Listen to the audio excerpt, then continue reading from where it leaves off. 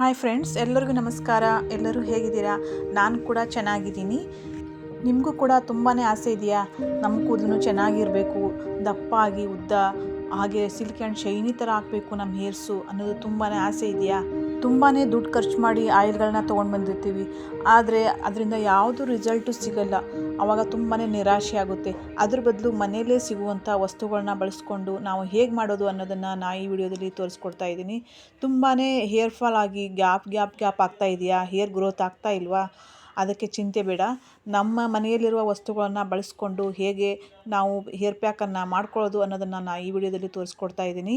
ಅದಕ್ಕಿಂತ ಮೊದಲು ಇನ್ನೂ ಯಾರೆಲ್ಲ ನಮ್ಮ ಚಾನಲ್ನ ಸಬ್ಸ್ಕ್ರೈಬ್ ಮಾಡ್ಕೊಂಡಿಲ್ಲ ಅವರೆಲ್ಲ ಸಬ್ಸ್ಕ್ರೈಬ್ ಮಾಡ್ಕೊಳ್ಳಿ. ಬನ್ನಿ ಫ್ರೆಂಡ್ಸ್, ವಿಡಿಯೋನ ಸ್ಟಾರ್ಟ್ ಮಾಡೋಣ.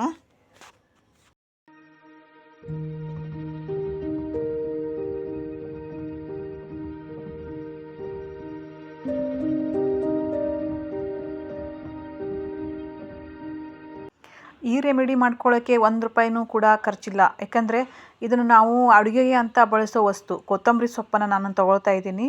ಸ್ವಲ್ಪ ಕೊತ್ತಂಬರಿ ಕಟ್ಟನ್ನು ತೊಗೊಂಡಿದ್ದೀನಿ ನಾನು. ಈ ರೆಮಿಡಿನ ಯಾರಾದರೂ ಯೂಸ್ ಮಾಡ್ಕೋಬೋದು. ಪುರುಷರಾಗಿರ್ಬೋದು, ಸ್ತ್ರೀಯರಾಗಿರ್ಬೋದು, ಯಾರಾದರೂ ಆಗಿರ್ಬೋದು ಇದನ್ನು ನಾವು ಹಚ್ಕೋಬೋದು. ಯಾಕೆಂದರೆ ಗಂಡಸರಿಗೂ ಕೂಡ ತುಂಬ ಹೇರ್ ಫಾಲ್ ಆಗ್ತಾ ಇರುತ್ತೆ, ಗ್ಯಾಪ್ ಆಗ್ತಾ ಇರುತ್ತೆ. ಅವ್ರಿಗೂ ಕೂಡ ಇದು ಯೂಸ್ ಆಗುತ್ತೆ. ಹಾಗೆ ಸ್ತ್ರೀಯರಿಗೂ ಕೂಡ ಇದು ಯೂಸ್ ಆಗುತ್ತೆ. ಯಾಕೆಂದರೆ ಹೇರ್ ಫಾಲ್ ಆಗಿ ಫುಲ್ ಗ್ಯಾಪ್ ಆಗಿಬಿಟ್ಟಿರುತ್ತೆ. ಅದಕ್ಕೆ ಏನು ಹಚ್ಚಿದ್ರೂ ಹೇರ್ ಗ್ರೋತ್ ಆಗಲ್ಲ. ಆವಾಗ ನಾವು ಕೊತ್ತಂಬರಿ ಸೊಪ್ಪಿಂದ ಒಂದು ಅದ್ಭುತವಾದಂಥ ರೆಸಿಪಿನ ನಾವು ಮಾಡ್ಕೋಬಹುದು. ಹೇಗೆ ಅಂತ ಅಂದರೆ, ನಾನಿವಾಗ ಕೊತ್ತಂಬರಿ ಸೊಪ್ಪನ್ನು ಎಲ್ಲ ಹುಲ್ಲು ಇರುತ್ತಲ್ಲ ಅದೆಲ್ಲ ಕ್ಲೀನಾಗಿ ಮಾಡಿ ಇಟ್ಕೊಳ್ತಾ ಇದ್ದೀನಿ. ನಮ್ಮ ಹೇರ್ಸು ಜಾಸ್ತಿ ಫಾಲ್ ಆದರೆ ಸ್ವಲ್ಪ ಜಾಸ್ತಿ ತೊಗೋಬೋದು ಕೊತ್ತಂಬರಿ ಸೊಪ್ಪನ್ನ.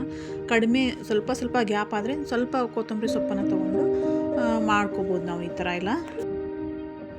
ನಾನು ಸ್ವಲ್ಪ ಕೊತ್ತಂಬರಿ ಸೊಪ್ಪನ್ನು ತೊಗೊಂಡಿದ್ದೀನಿ. ಇದರಲ್ಲಿ ಇದು ತೊಗೊಂಡು ನೀರು ಹಾಕಿ ತೊಳ್ಕೊಳ್ಳೋಣ. ಫಸ್ಟು ನೀರು ಹಾಕಿ ತೊಳೆದಾದ್ಮೇಲೆ ಇದನ್ನು ಚಿಕ್ಕ ಚಿಕ್ಕ ಪೀಸ್ಗಳಾಗಿ ಕಟ್ ಮಾಡ್ಕೊಳ್ಳೋಣ.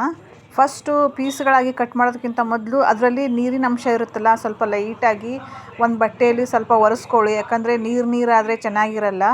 ಹಾಗಾಗಿ ಸ್ವಲ್ಪನ ಒರೆಸ್ಕೊಂಡು ಚಿಕ್ಕ ಚಿಕ್ಕ ಪೀಸ್ಗಳಾಗಿ ಕಟ್ ಮಾಡ್ಕೊಳ್ಳೋಣ. ಹೀಗೆ ಸ್ವಲ್ಪ ಹಿಂಡ್ಬೋದು, ಇಲ್ಲ ಅಂತಂದರೆ ಒರೆಸ್ಕೋಬೋದು. ಇಲ್ಲ ಅಂದರೆ ಸ್ವಲ್ಪ ಹಿಂಡ್ಕೊಂಡು ಚಿಕ್ಕ ಚಿಕ್ಕ ಪೀಸ್ಗಳನ್ನಾಗಿ ಮಾಡಿಕೊಂಡು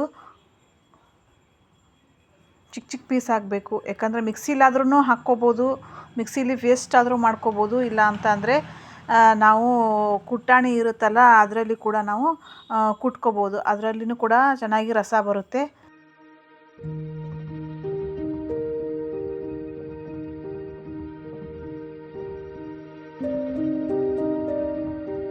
ನಾನು ಕುಟ್ಟಾಣಿನೇ ತೊಗೊಂಡಿದ್ದೀನಿ. ಸ್ವಲ್ಪ ಕೊತ್ತಂಬರಿ ಸೊಪ್ಪು, ಕಟ್ ಮಾಡಿರೋ ಸೊಪ್ಪು ಹಾಕ್ತಾಯಿದ್ದೀನಿ. ನಂತರ ಸ್ವಲ್ಪ ಹಸಿ ಶುಂಠಿ ತೊಗೊಳ್ಳೋಣ. ಹಸಿ ಶುಂಠಿನೂ ತುಂಬಾ ಒಳ್ಳೆಯದು, ಹೇರ್ ಗ್ರೋತ್ ಮಾಡುತ್ತೆ ಇದು. ಹಾಗಾಗಿ ಸ್ವಲ್ಪ ಶುಂಠಿ ತೊಗೊಂಡು ಚಿಕ್ಕ ಚಿಕ್ಕ ಪೀಸ್ಗಳನ್ನಾಗಿ ಮಾಡಿ ಈ ಥರ ಮೇಲೆ ಇರುವ ಸಿಪ್ಪೆ ಎಲ್ಲ ತೆಗೆದಿದ್ದೀನಿ.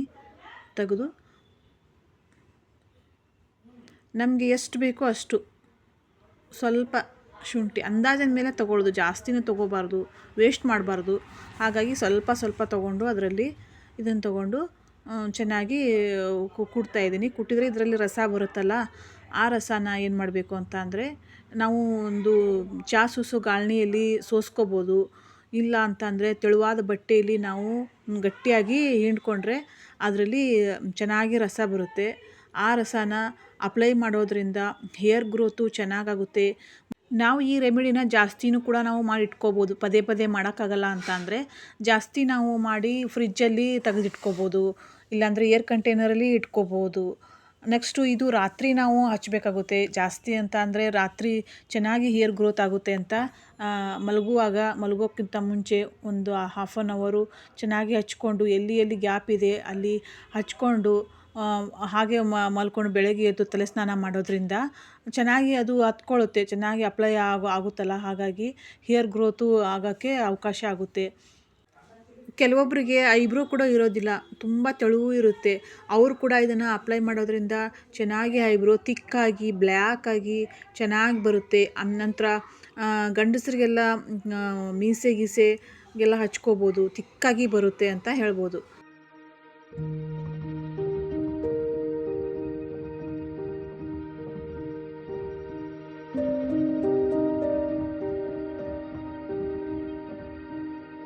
ನೋಡಿ ಸ್ವಲ್ಪ ಸೊಪ್ಪಲ್ಲಿ ಇಷ್ಟೊಂದು ರಸ ಬಂದಿದೆ.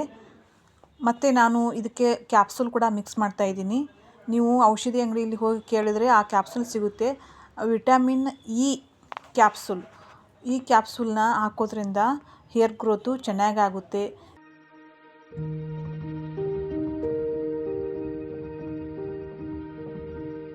ಇದು ಎಲ್ಲ ಔಷಧಿ ಅಂಗಡಿಯಲ್ಲಿ ಕೂಡ ಸಿಗುತ್ತೆ. ಇದರಲ್ಲಿ ಬೇರೆ ಬೇರೆ ಕಲರ್ಸ್ ಎಲ್ಲ ಇರುತ್ತೆ, ಮತ್ತು ಕನ್ಫ್ಯೂಸ್ ಆಗಬೇಡಿ. ವಿಟಮಿನ್ ಇ ಕ್ಯಾಪ್ಸೂಲ್ ಕೊಡ್ರಿ ಹೇರ್ ಗ್ರೋತ್ಗೆ ಅಂತ ಕೇಳಿದ್ರೆ ಕೊಡ್ತಾರೆ. ಇದನ್ನು ಕಟ್ ಮಾಡಿ ಈ ಥರ ಮಿಕ್ಸ್ ಮಾಡಿ ಚೆನ್ನಾಗಿ ಮಿಕ್ಸ್ ಮಾಡಿಕೊಂಡು ಹೇರ್ಗೆ ಅಪ್ಲೈ ಮಾಡೋದ್ರಿಂದ ಹೇರ್ ಗ್ರೋತು ಚೆನ್ನಾಗಿ ಆಗುತ್ತೆ, ಇಂಪ್ರೂವ್ಮೆಂಟ್ ಆಗುತ್ತೆ, ಬ್ಲ್ಯಾಕ್ ಆಗುತ್ತೆ, ಹೇರು ಶೈನಿ ಆ್ಯಂಡ್ ಸಿಲ್ಕಿ ಆಗುತ್ತೆ. ಒಂದ್ಸರಿ ಟ್ರೈ ಮಾಡಿ ನೋಡಿ, ನೀವು ಯಾವತ್ತೂ ಬಿಡಲ್ಲ ಅನಿಸುತ್ತೆ, ಅಷ್ಟು ಚೆನ್ನಾಗಿದೆ ಇದರ ರಿಸಲ್ಟು. ನೋಡಿ, ಯಾವುದೇ ರೀತಿ ಖರ್ಚಿಲ್ದೇ ಮನೆಯಲ್ಲಿರೋ ವಸ್ತುನೇ ಬಳಸ್ಕೊಂಡು ಸಿಂಪಲ್ಲಾಗಿ ಈಸಿಯಾಗಿ ಕೇವಲ ಒಂದು ನಿಮಿಷದಲ್ಲಿ ಕೂಡ ನಾವು ತಯಾರು ಮಾಡ್ಕೊಂಡ್ಬಿಡ್ಬೋದು. ಅಷ್ಟು ಚೆನ್ನಾಗಿದೆ ಈ ರೆಮಿಡಿ. ಯಾರಾದರೂ ಟ್ರೈ ಮಾಡಿ, ಚೆನ್ನಾಗಿ ಹೇರ್ ಗ್ರೋತ್ ಆಗುತ್ತೆ. ನಾನು ಹೋದ ವಿಡಿಯೋದಲ್ಲಿ ಮೆಂತ್ಯಕಾಳಿಂದ ಯಾವ ಥರ ನಾವು ಹೇರ್ ಗ್ರೋತ್ ಬೆಳೆಸೋದು ಅನ್ನೋದ್ರ ಬಗ್ಗೆಯೂ ತೋರಿಸಿದ್ದೀನಿ. ನೆಕ್ಸ್ಟು ಅಲೋವೆರಾ ಜೆಲ್ಲಿಂದ ಯಾವ ಥರ ನಾವು ಹೇರ್ ಗ್ರೋತ್ನ ಇಂಪ್ರೂವ್ಮೆಂಟ್ ಮಾಡ್ಕೊಳ್ಳೋದು ಅನ್ನೋದ್ರ ಬಗ್ಗೆ ತೋರಿಸಿದ್ದೀನಿ. ಲಿಂಬೆಹಣ್ಣಿನಿಂದ ಯಾವ ಥರ ನಾವು ಡ್ಯಾಂಡ್ರಫನ್ನು ಕಡಿಮೆ ಮಾಡಿಕೊಂಡು ನಮ್ಮ ಹೇರ್ ಗ್ರೋತ್ನ ಮಾಡ್ಕೊಳ್ಳೋದು ಅನ್ನೋದ್ರ ಬಗ್ಗೆಯೂ ನಾನು ಸುಮಾರು ವಿಡಿಯೋಗಳನ್ನು ಹೇರ್ ಗ್ರೋತ್ ಬಗ್ಗೆನೇ ಬಿಟ್ಟಿದ್ದೀನಿ. ಹಾಗೆ ಇದು ಕೂಡ ತುಂಬಾ ಚೆನ್ನಾಗಿರೋ ರೆಮಿಡಿ. ಇದನ್ನು ಒಂದ್ಸರಿ ಟ್ರೈ ಮಾಡಿ ನೋಡಿ, ಗುಡ್ ರಿಸಲ್ಟ್ ನಿಮಗೆ ಕೊಟ್ಟೇ ಕೊಡುತ್ತೆ.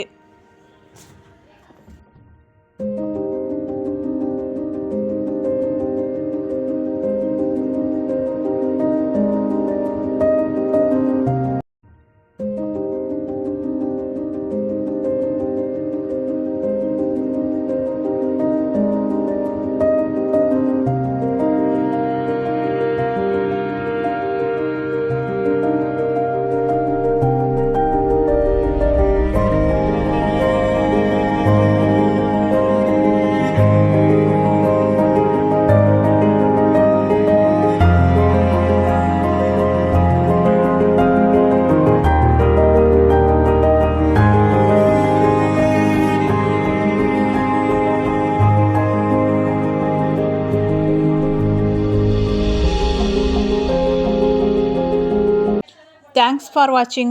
Don't forget to subscribe, please.